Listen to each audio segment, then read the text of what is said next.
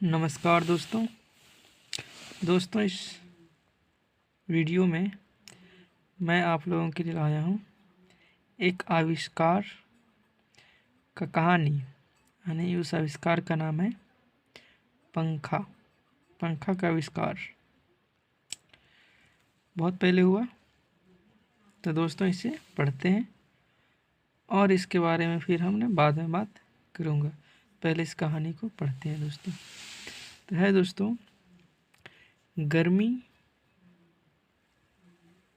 में यदि पंखा ना हो तो क्या आप जीवन की कल्पना कर सकते हैं। वर्तमान समय में गर्मी के बचाव के लिए एयर कंडीशनर, कूलर आदि अनेक वस्तुओं का निर्माण हो गया है, लेकिन पंखे की जगह कोई नहीं ले पाया। पंखा एक आवश्यक उपकरण है। बाजार में तरह तरह के पंखे मौजूद हैं। हाथ के पंखे तो बहुत पहले से चले आ रहे हैं। प्राचीन मिस्र, जापान और चीन में हाथ से चलने वाले पंखों का इतिहास मिलता है। आज भी हाथ से बने आकर्षक पंखे बाजारों में देखने को मिलते हैं। इलेक्ट्रिक पंखा का आविष्कार अमेरिका के वैज्ञानिक शूलर एस व्हीलर ने किया था। वे एक इंजीनियर भी थे। उनका जन्म 17 मई 1860 ईस्वी को न्यूयॉर्क में हुआ था। शूलर ने कुछ समय तक महान आविष्कारक थॉमस एल्वा एडिसन की वर्कशॉप में भी काम किया था। एक दिन गर्मी में शूलर ने सोचा कि क्या कुछ ऐसा आविष्कार नहीं हो सकता जो गर्मी से राहत प्रदान करे। अपने इस विचार को उन्होंने वास्तविक रूप देने की ठान ली और एक पंखे का निर्माण किया। वह पंखा 2 ब्लेड वाला था। उसमें दोनों ब्लेड एक प्रोपेलर शाफ्ट से जुड़े हुए थे। शाफ्ट एक इलेक्ट्रिक मोटर से जुड़ी हुई थी। समयानुसार पंखे में सुविधा के अनुसार परिवर्तन होते रहे और अभी भी हो रहे हैं। अब तो छत के पंखे, दीवार में लगने वाले पंखे, छोटे बड़े हर तरह के पंखे बाजारों में सरलता से मिल जाते हैं। छत के पंखे में एक कॉपर वाइंडिंग की मोटर और 3 से 4 ब्लेड होते हैं।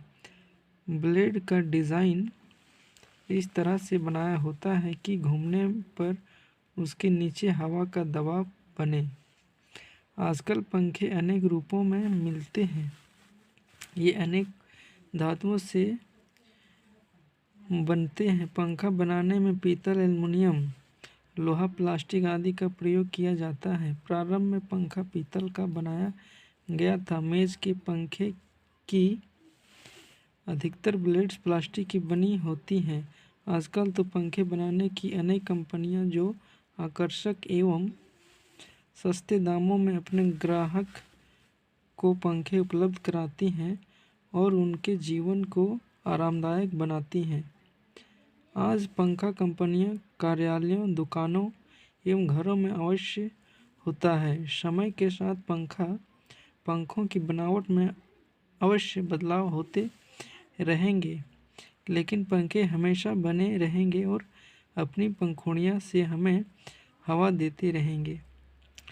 तो दोस्तों, आविष्कार होता है आदमी की सुविधा के लिए।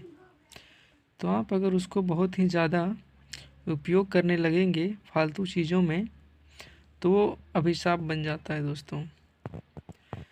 तो दोस्तों, पंखा हम लोगों की सुविधा के लिए बनाया गया था, लेकिन फिर भी आजकल देखा जाए तो बहुत सारे आविष्कार हो चुके हैं, लेकिन फिर भी लोगों का मन अभी तक शांत नहीं हो पाया। लोग सुख में नहीं जी पा रहे हैं, यानी अपने दुख को त्याग नहीं पा रहे हैं। कारण क्या है? अपने दुख से मुक्ति नहीं पा रहे हैं। इतने सारे आविष्कार हो चुके हैं, फिर भी वो दुख में घिरे हुए रहते हैं।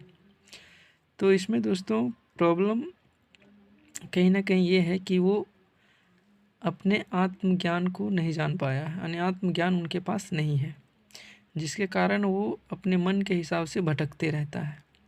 और आपको पता है कि मन हमेशा भटकते रहता है, वो इंद्रियों के हिसाब से चलता है। और अगर आप इंद्रियों के हिसाब से मन को चलने देंगे तो आप समझिए अपने मन के गुलाम हो जाते हैं। तो आपको अपने मन को गुलाम बनाना है, गुलाम उसका बनना नहीं, उसका मालिक आपको बनना है। तो ये कैसे होगा दोस्तों? तो आप कहीं ना कहीं आप अपने मन के गुलाम हैं, क्योंकि आप लालची बन गए हैं, इसीलिए आप मन के गुलाम हैं। इंद्रियां के हिसाब से मन दौड़ती है, मन कभी भी कुछ भी खाने को मांगता है, कभी भी कुछ भी पहनने को मांगता है, कभी भी कुछ खरीद मांगता है, कभी भी कुछ देखने को मांगता है। तो ये मन हमेशा भागते रहता है अपने इंद्रियों के हिसाब से। तो आप उसे कंट्रोल करेंगे, आप उसे अपने एक अच्छे काम में लगा देंगे, तभी आप चैन से जी सकते हैं। तो मन आपको कभी भी शांत नहीं होने देगा जब तक आपको वेदांत दर्शन, भगवत गीता, श्रीमद् भगवत गीता की ज्ञान नहीं होगा। जब तक आप अपने आत्मज्ञान से परिचित नहीं होंगे तब तक आप परेशान ही रहेंगे दोस्तों। तो इसलिए दोस्तों मैं कहता हूँ कि आप श्रीमद् भगवत गीता पढ़ें, वेदांत दर्शन पढ़ें, हमारे ऋषि मुनियों की ग्रंथों को पढ़ें, तभी आप अपने आत्मज्ञान की तरफ जा सकते हैं, बढ़ सकते हैं। तो बाहरी परिवर्तन बहुत हो गया है लेकिन भीतरी परिवर्तन नहीं हुआ है, जिसके कारण आप अंधविश्वासों में डूबे रहते हैं। तो ये दोस्तों बातें थी, तो हमने आपको बताया। तो मैं आशा करता हूँ आप ज़रूर श्रीमद् भगवत गीता को पढ़ेंगे और वेदांत दर्शन को समझेंगे।